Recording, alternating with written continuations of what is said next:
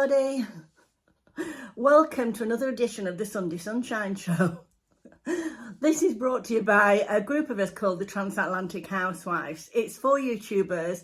They've got together. I know you probably all know if you've been here before, but if you're new, I'll just explain. It's 4 YouTubers that have got together. We've all made friends on YouTube. We call ourselves the Transatlantic Housewives because one of us lives in Las Vegas, so it's just a bit of fun. So there's Busy Bee Marie, who lives in Las Vegas. So check out her channel because honestly, she is a really, really good YouTuber. She does some amazing things and really needs more views. So please look at her channel. And then there's Maria Crocker, who's another lovely channel. And then there's Geordie Grandma, Karen from Geordie Grandma. They're all amazing. I mean, Karen has got a blog as well. And Karen created our calendar, which I'm going to tell you about later on. Right, so this week's topic is a question and answer. We asked you for questions and I'm going to try my best to answer the ones.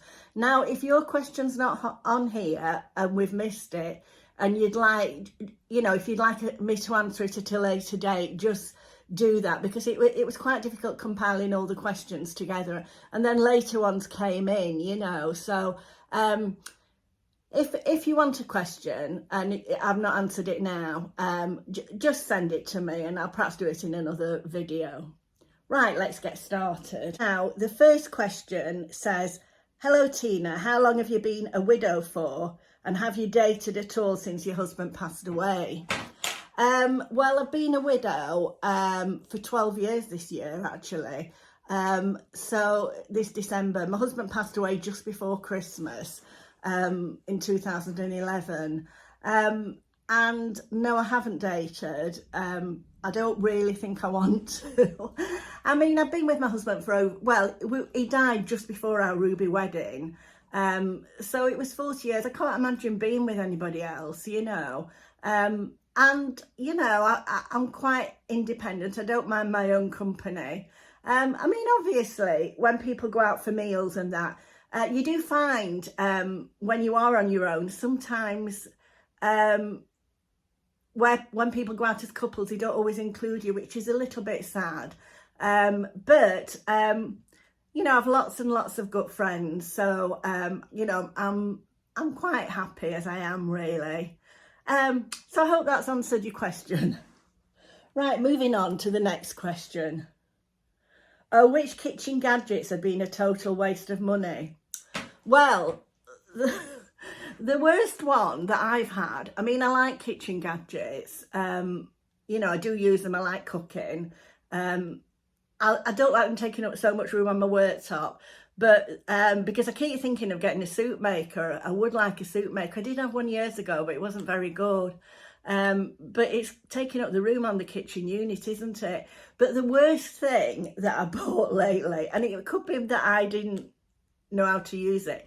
I don't think you've seen them. It was all over TikTok and all sorts of things, and it was a vegetable chopper. It was like a long box like that, and they just pushed it down like that and it chopped all the vegetables.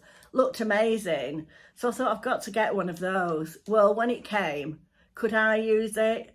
I couldn't. It kept jamming.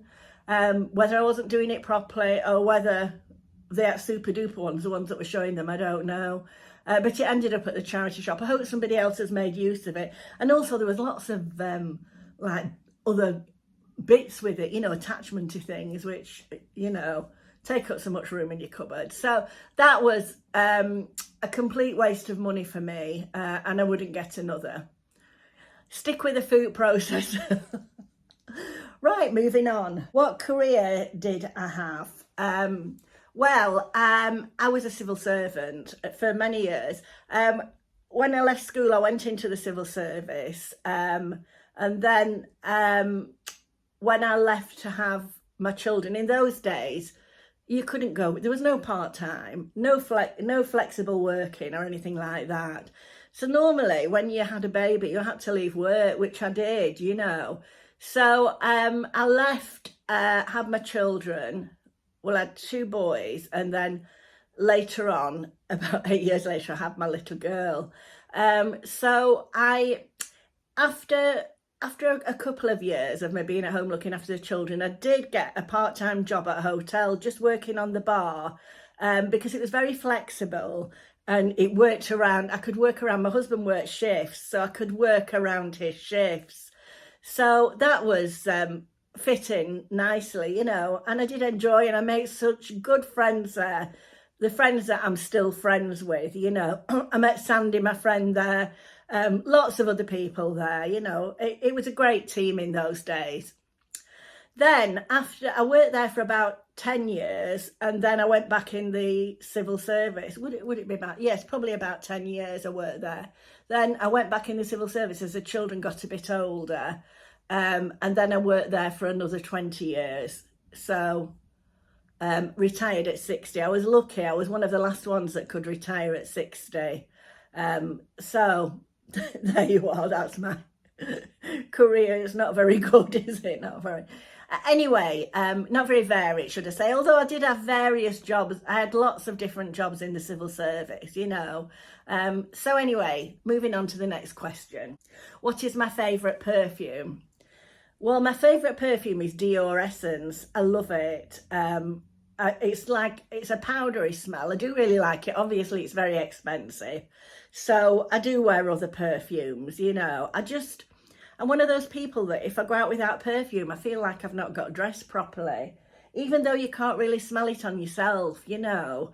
I do use a lot of the perfume dupes nowadays, but my most favourite is Dior Essence. I do sometimes wonder now if it's a little bit old-fashioned.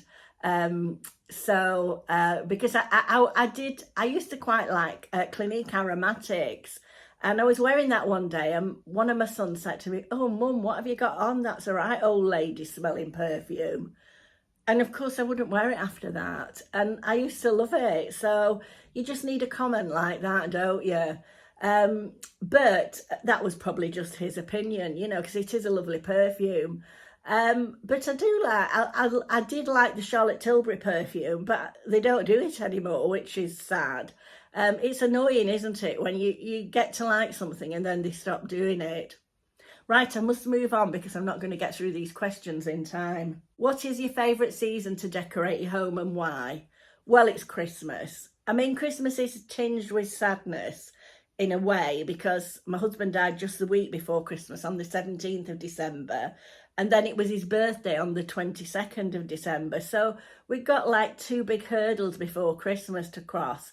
But we always try and celebrate him, you know, like we often try and go out round about the time that he died, you know, on the anniversary. As a family, we try and go out for a meal. But I do look, I'm going off at a tangent here, aren't I? But I do love Christmas. I do like seasonal decorating.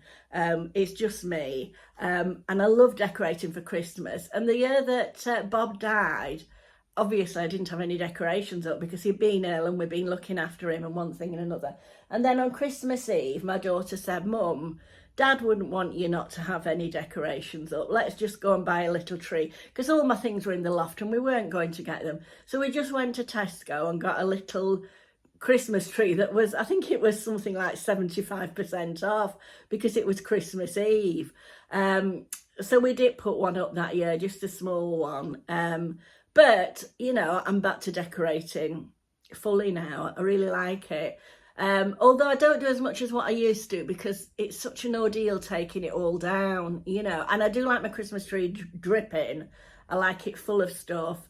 I'm not one that changes the theme and the colour every year. I just like all the lovely decorations on, some of what the children made and the good memories. So, you know, I've still got some made with pasta and stuck on a card and that and sprayed. But anyway, that's my favourite time of year, Christmas. What's my most cherished item? Well, I'm not really one for keeping ornaments and stuff like that.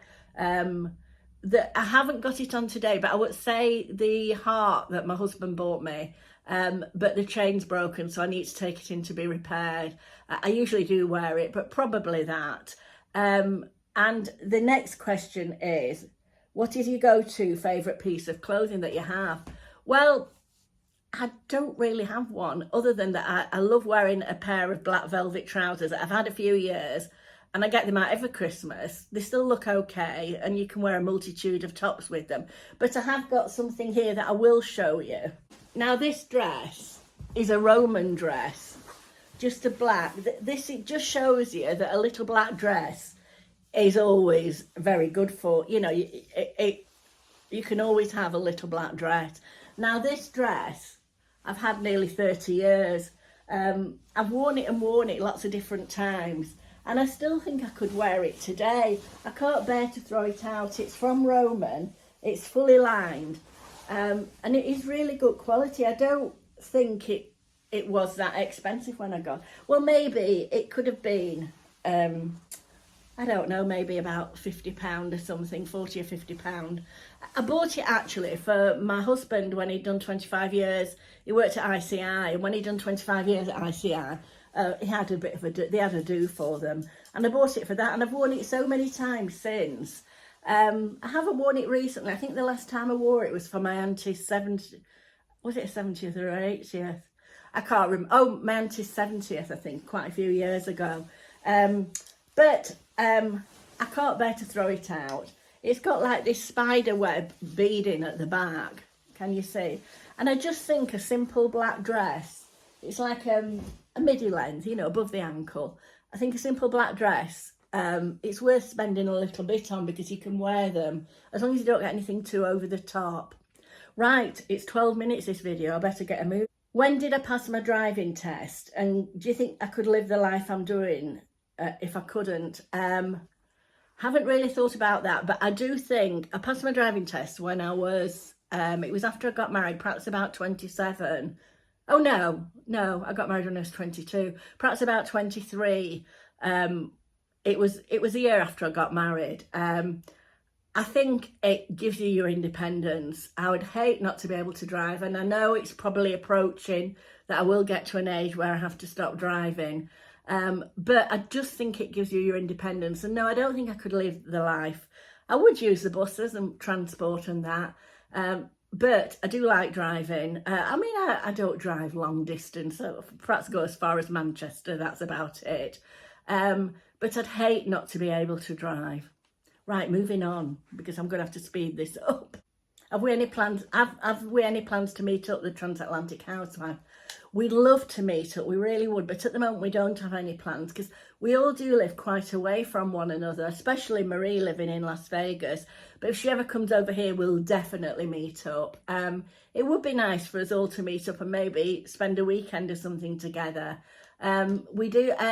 Now, Maria and I were going to meet up. We thought we'd try and meet up in Birmingham, but the train fares were so expensive that we passed, but maybe we will do in the future.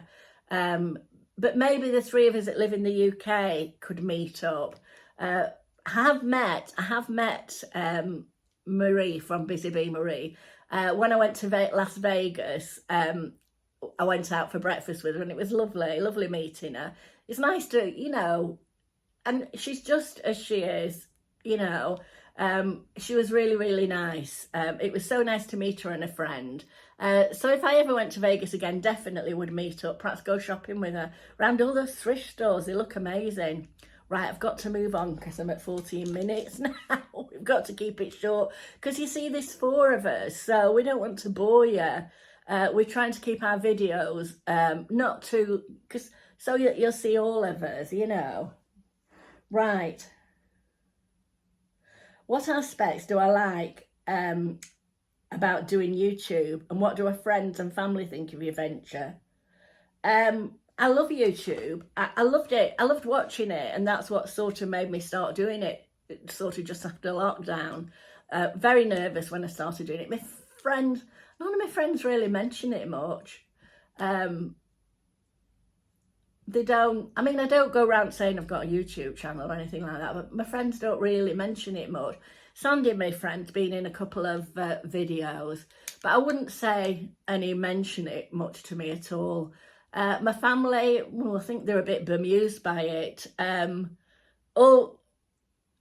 eldest son, all he ever says is, how many subscribers have you got now? I don't think that, my daughter watches my channel, but my sons don't. I know they don't. My daughter does. You know, she's quite supportive. Although if I go out, I feel, she'll always say, oh, Mummy, you're not, it's hard, isn't it? You know, if you go somewhere nice, you want to vlog it. But obviously you're out with your family. And she'll say, oh, Mum, you're not vlogging again, are you? You know, so I have to be careful, really. Anyway, moving on. When cooking at home, what is your favourite signature dish? I don't really have one, really. My favourite meal that I cook, just because it's my favourite meal, is spaghetti bolognese. But I mean, it's an easy meal to make, isn't it? My favourite dish when I was a child, but none of my family like it, was fish, parsley sauce, mashed potatoes and peas. My nanny used to make that and I used to love it, you know. But I make a really good sticky toffee pudding, and you'll find the recipe in the video. You know, I think I'm trying to get together a playlist, so I think I've put a lot of my cooking videos on a playlist, and there is a sticky toffee pudding in there. That's quite good. It's a nice recipe. Right, moving on. What made me decide to start doing YouTube? Well, I've more or less covered that in the other one. It was just, I enjoyed watching it. I was bored and I kept thinking, I'm sure I could do that. I was so nervous when I did my first one. But now I just feel like I'm chatting to friends, you know. And I do feel that a lot of my subscribers are friends, even though I don't really know them as such, you know. I feel like I do get to know a bit of them, you know, so... Right, can I ask, what do you say to your family when they ask you what you want for Christmas? It's really difficult, isn't it? Because as you get older, you don't really need anything. But it's easier if you can say something, isn't it? I know when I ask my family what they want, and they're the same, they don't really know. So it is a difficult one. I did wonder about us doing like... my cousin's family all do like, they all have like, she's got a big family. She's got 4 children, lots of grandchildren. But they all do like, you know, a draw. They buy one present, a bit like a Secret Santa, but they spend a bit more on it, you know. So, but it is difficult. I do sometimes try and think of things that I need, and then I forget when they ask me. So I don't really know. It's a hard one, really. My sons really just want my daughter to tell them what they have to get, or usually want her to get it, and they'll just chip in. So it's difficult, it's hard, isn't it? I don't know. As you get older, you don't need things, do you? Right, I think that's all the questions I've got on YouTube, but I think I've got a couple on Instagram, so I'll just check those. Right, someone said that they'd like, in my family and friends, alive or dead, who would have been most surprised at my YouTube channel and why? Well, I think my husband probably, he was not technical, didn't really bother with the internet or anything like that. He'd probably just accept it and not really know what I was doing. I think maybe my mum would be. She probably would have been the most surprised really at what I was doing, you know, because I wasn't overconfident. I haven't been overconfident through my life. So this is an interesting one. She said that she'd have loved to learn the piano. If you could live your life again, what skill would you have loved to learn? Well, a few things really. One, I would have loved to learn the piano. My children went for piano lessons. Well, it was my eldest son really that wanted to play, and he's a very good player. Not that he would ever play for you, but he is a really good player. The other 2 didn't really like it. And I tried to go for lessons at the time because I would have loved to be able to play the piano, but I couldn't get the hang of it. I can't read music, you know. I tried, but I would have loved to be able to do it. The other thing I'd love to be able to do is I'd love to be able to swim. I have been for swimming lessons a few times, and my husband was a swimming coach as well, but I just am scared. I will go in the pool and that when we're on holiday, but I can't really swim, you know. I only take my feet off the floor about 2 or 3 inches. So I would have liked that. And then maybe I would have loved to start this YouTube channel when I was much younger. I think there's so many opportunities for young people nowadays, up to what they were years ago. Another question saying that they would like to see more inclusion and diversity in our vlogs. So if anybody wants to take part in them, they're always welcome. Anyone, you know, anyone can do. We've always said that. I did ask them to explain what they meant, but they didn't come back to me. But anyway, I hope that it isn't like that, because we try to include everyone. Anyway, that's the end of the vlog. Oh, it's gone on far too long. That's the end for today. So if you've enjoyed this video, you know what I'm going to say. Please help subscribe and help to grow our channels. Pop across to the other girls' channels and let's see what them answering the questions. And also, if you've not downloaded our calendar, as you probably know if you watched last week's, Karen from Geordie Grandma's created a YouTuber's calendar. It's an advent calendar where we've all chosen 6 YouTubers, and if you click on each day, you'll get a different YouTuber. So you may discover some YouTubers that we like, or you may already be subscribed. Anyway, I'll put the link again in the description box. And thank you for watching, and I'll see you next week at the Sunday Sunshine Show. Bye bye.